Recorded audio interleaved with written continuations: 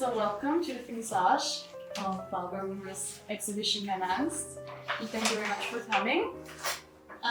We're going to do an artist talk now together with our guest, Nina Luciak, who's a psychotherapist, to get more deeper into the topics of the exhibition.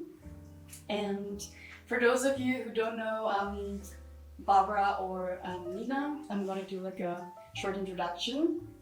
Barbara is a figurative painter from Lisbon in Portugal, and she originally started studying film and did not pursue painting until she moved to Vienna 10 years ago. And in your paintings you very much focus on self-portraits, how you sort of position yourself in different scenarios and reenact alter egos of yourself. They're often very much influenced by old master painting in terms of the dramatic lighting effects. Caravaggio is an important source of inspiration. And they deal with themes of vulnerability, sexuality, and often address political issues. And Nina is a psychotherapist who works in the school of indicative Gestalt therapy, which is a deaf psychological school. And you told me influenced by. And you told me that your approach is very much based on the idea that patients are the experts of their own experience. So you work very much in the here and now of your patients, but also talk about past experience when it seems relevant. And your approach is also includes mythologies that deal with the body and body experience, and also see the body as also an expressor of emotions that maybe cannot be verbalized yet. So you work a lot with these techniques as well. And I would like to start talking about the title of the exhibition, which is very boldly KEINE ANGST. And when Barbara and I started talking about the exhibition, one of the first things you said, like, the title has to be KEINE ANGST because it's so powerful. So maybe you could tell us a bit about the meaning of the phrase to you and your occupation with views of vulnerability and anxiety. I just have to remember this. Basically, KEINE ANGST was for me very clear because, like, as we all know, the year started out like completely crazy. You know, we just suddenly like got bombed with all these like societal changes and things that already had a sort of pronunciation that they're just gonna get worse. And I don't know, I think we're living in a time where we get so bombed and like live stream of all the stuff that is going around. And at the same time, I was going through a personal phase where I felt really like helpless somehow, like out of power, like out of control with a lot of things that happened to me. So this kind of bridge between like the collective and the individual were, you know, like really pointed to this. And, you know, like, yeah, don't be afraid. Like, I think also in terms of what the exhibition deals with was kind of like, don't be afraid in the sense of like dealing with fear, because I think like fear and power are kind of opposites. So like every time we're afraid, we're kind of giving our power away. So it was kind of this reclaiming power, kind of. So Nina, you've been working as a psychotherapist for 5 years now. A time frame that has been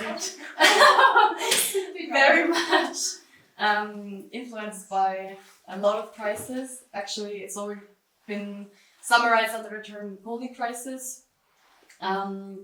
Starting with the pandemic, inflation, the Russian invasion in Ukraine, the war in Gaza. So many political issues are happening at the same time. And I was interested in if you could let us know what do these crises, how do they influence our mental constitution, and how do you come across the themes of vulnerability and anxiety in your daily practice? I mean, like you said, so many things are happening all at once, and I think it's very valid and very normal to feel all these feelings, feel fear and feel anger. And I think in therapy it's also about maybe not letting it consume you, in the sense of, like you said, the anxiety, getting the power over you, but still find a way to have these emotions, to deal with these emotions. And we have these emotions also because they're a sign that we should do something, right? They inform us. So if we are angry, maybe we need to set a boundary, or if we are fearful, it means, okay, maybe I need to react to this fear. There's a danger around.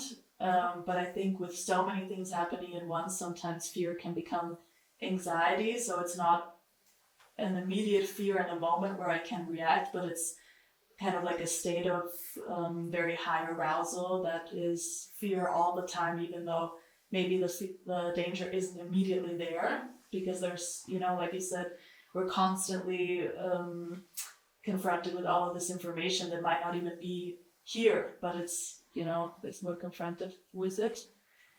And I think it's about learning how to deal with the emotions and to differentiate between what can I control, because there's, even if it's only a small percentage, there's usually a percentage that we can take responsibility for, that we can control, and what can't I control, and then also how can I deal with these emotions. And I think art, for example, is a good way to express that, to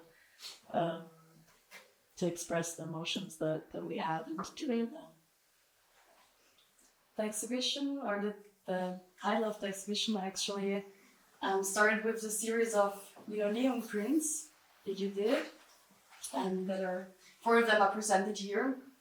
And for the titles of all of these prints, you picked a newsletter, a news headline that you encountered somewhere.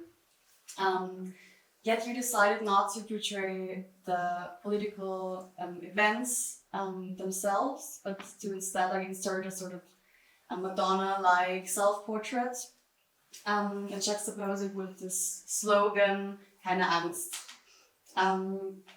How was the selection process for you of these news headlines, and why did you decide to put your self-portrait into these political contexts?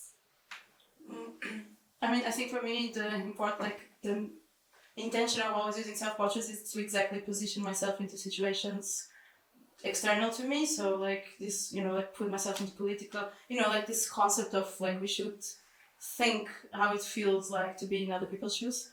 So it was obviously that it would be me. The way I picked the headlines was obviously, it was my first linoleum print edition, and with linoleum they're usually all the same, but they're not, especially because they're handmade. So in the end they're always different, and I just thought also this kind of serious. It was kind of metaphorically, exactly this bomb, the being bombed with so many news every day, and also coming back to the point of power and fear. I think also something that is very dangerous that it's happening nowadays with all this pumping of information on a daily basis, is that we are getting numb. We get so used to it. It becomes normal to see all of these things live and to see this constantly. And I think this is one of the most dangerous things, because again, you just get so used to it, so you kind of decide not to act or feel. You just become in a state of numbness where everything is the same. So I just thought actually I just went on ChatGPT and I typed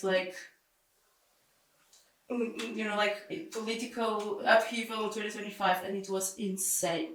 It was I really had problems picking because there was so much, and this was in February. So we're 2 months into 2025, and it's insane from the elections in America, all the. So I just thought I don't even need to. Could have been 60, they have titles for it, and it's extremely important. I don't know how many genocides happening at the same time, the techno oligarchy becoming a thing, and yeah. So that was pretty much the process. Nina, you also work with creative methods in your psychotherapeutic practice.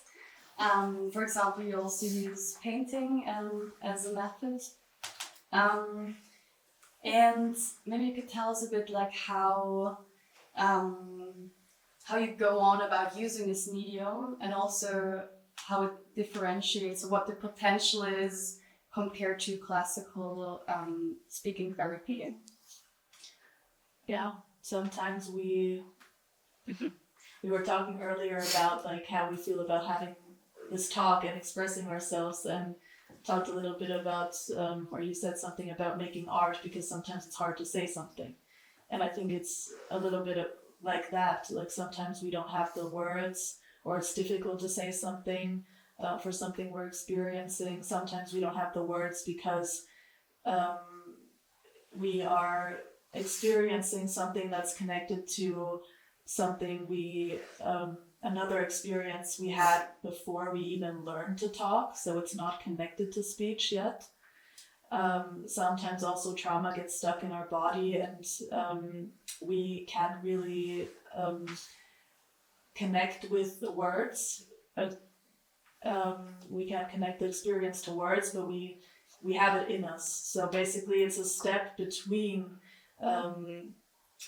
between before we can talk about it, to express it on a canvas or express it on paper or sculpture, where it's not about, making something aesthetic, but just expressing what it is. And then we would look at it and see, okay, how does that make me feel? What can I see? What do I notice when I look at what I made? What's there, what's maybe not there? So it's basically just like a way of expressing. That's right. You said before that you are positioning yourself in different scenarios and are having this empathetic approach of what could it be like to have these experiences. I was wondering, Nina, if you work with mediums like painting, and I guess there's also like self-portrait would also be a subject that comes across like in these sessions. What function do these mental images that we have ourselves what function do they have in a therapeutic setting, and how do you work with these self-images? I think I work a lot with different parts of a person, because we all have different parts in us, right? You have a part that maybe is extremely anxious with everything that's going on, but you might also have a completely different part in you that feels powerful, or I think you can also see here so beautifully, like there's a part of you that shows you crying, but then there's also this the Empress picture where you show yourself in a very powerful pose. So I think you can experiment a lot with that also in therapy. And when it comes to art, that's an example. I think therapy is always very individual, and you can work with different mediums, but it's one way where you could express, okay, if I would make a self-portrait right now, or if I would express a part of me right now, what would that look like? And then experiment maybe with what's the opposite of that. How would I portray myself completely as the opposite? And maybe that's something I've never, felt. Maybe that's something I've never gotten in touch with, and that's where it sometimes can get very interesting, because you can see, okay, maybe that actually feels good, or that feels more familiar than I thought. So I think these different parts, and also see here is actually a way that I would say is also a way of working with that in therapy as well. So you think also like creating these images of yourself also shape or can shape like how you actually perceive yourself? Yeah, definitely. That's the same stuff. I mean, you went through this process. Maybe you can also say something. Yeah, that actually leads me to my next question, because for you it was very important to show like different stages of conflict resolution, and to not stay like not only show like this fearful position and this hopelessness, but also to have this development towards determination and self-agency also. So it's a whole process that you underwent and that we can see in the exhibition. And In some of the images, especially the Empress, but also the one in the entrance room, we can see, or you hint at coping mechanisms, and also you hint at spirituality, including like the tarot card that is being portrayed here. Can you tell us can you talk more about the coping mechanisms that you show in your work and the meaning they have to you? Yes, I mean, working in itself is already a coping mechanism, I guess, and obviously portraying me in different situations. But lately, I've, like, in this process of like coming from a bad side to empowerment, I think it brings us almost very close to manifestation, not in a TikTok trend way, but like in a way of like self-agency. So it's in like, I think most of my latest work, especially the one with like a positive connotation, for me it's almost a way of manifesting a better future self. Or let's just say, like, if I'm not in good faith, instead of, like, making positive paintings and paintings would show me as a powerful person, it kind of ends up working in a way. Or, it's like a way of, manifesting. And I do believe in manifestation to the sense of, like, neuroscience, as in, like, you become what you think you are somehow. Like, I don't know if that makes so much sense. But I guess it has been really much on this, like, the before and the after, even though I'm not there yet. Yeah, and I think there's a reason why there's been such a boom on these spiritual practices, because I think it's also like something you hold on to and that gives you a sense of stability. Yes, and I think it's also, if you hold on to certain bare images, you automatically kind of you're more likely to take action towards that end instead of like think of lessons or like passive about it. So in that sense, I think it is healthy to a certain extent. I mean, not that you have to do 100 affirmations a day in front of a mirror or write it down 10 times at 9 in the morning, but like to take, to repeat certain affirmations and to kind of act on it can't be wrong. I don't know, like, yeah, so it's more in this kind of sense. I mean, the tarot is also, this kind of symbolism always really interested me, but yeah, not so much in the coping mechanism. I'm not playing the cards at breakfast every morning. Wow, I'm so disappointed now. But yeah. Coming like from the spiritual practices to the psychotherapeutical methods, what methods and techniques do you use in your daily practice when it comes to building resilience and getting out of a crisis? I think my work is very resource-oriented, or Gestalt therapy is also resource-oriented. So if someone's going through a hard time, or also this question like, how can I deal with everything that's going on, I think it's also about reconnecting to your own strengths and to see, okay, what are the crises that you have already gone through and what helped you go through them, and where do you actually have this strength and where can you use it again. Sometimes it might also be about reactivating or encouraging things that are resources in your life, because to see, okay, do I have relationships in my life that nurture me? How can I, use these things like spirituality, meditation, nature, whatever it is, it's very individual what nurtures you and what gives you safety. But to kind of expand that a little bit as well. And I think it's also, I was thinking about the title because, I would almost maybe say keine Angst vor der Angst. Because resilience is also about how can I cope with emotions when they're there, right? And so many of us, and I think especially the older generations, have never learned how to deal with emotions.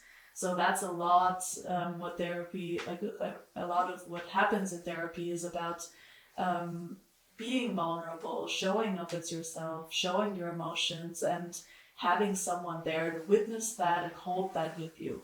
And that's an experience that many people haven't made. And to actually see, okay, if I am scared or if I am angry, how can I express that? And how can I see that it's there and then it can go away? Because sometimes we also invest a lot of energy in trying to push away feeling something, and it becomes bigger and bigger and keeps knocking on the door. And it's like, hey, I'm here to acknowledge that and to see that there's actually a power in vulnerability, and not only a weakness, which is a belief that almost everyone in our society has. That's really something that almost everyone I work with has, to have this fear of, okay, will I be accepted if I show up as myself, if I show up feeling? And I think that's what's also missing in a lot of what we see in the world right now. It's always, you know, stepping up to looking down on other people or dividing yourself from others, and to actually see, okay, we're all human, we all have feelings, let's, you know, connect on that level. I think that's what we need, and that starts small. It starts with 2 people or a small group. It doesn't change, you know, globally overnight. So I think you can actually make a big difference also on that smaller level, and that might also be important to remember. Yeah. I think it's also helpful to remember that, as you said, everybody's having those feelings, and often we feel like I think we're the only ones experiencing, for example, like insecurity and or feeling like we're not where we're supposed to be, or this lack of something. But I think reminding also yourself that actually, like, everybody's at least going through phases like this. I think it helps us because sometimes you forgot that everybody's presenting themselves in a certain way they want to be seen in.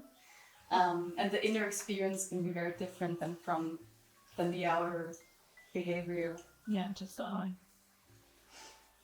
So that already brings me to my last question. Looking now like at the exhibitions and at the works that you produce for the show, is there a certain message you would like visitors to take with them from the exhibition? Absolutely, I was gonna say no. I mean, nothing specific. I don't know. I think we should pay attention. Like, I think it's really the time to pay a lot of attention, and like, again, like, do not get numb. Like, don't be afraid to speak out if you have an opinion, even if it doesn't resonate with, you know, the country, politics where you live in, or, you know, if your friends don't agree with you, or if, you know, like, just be authentically yourself, and that, I guess, don't be afraid. Thank you all very much. Thank you.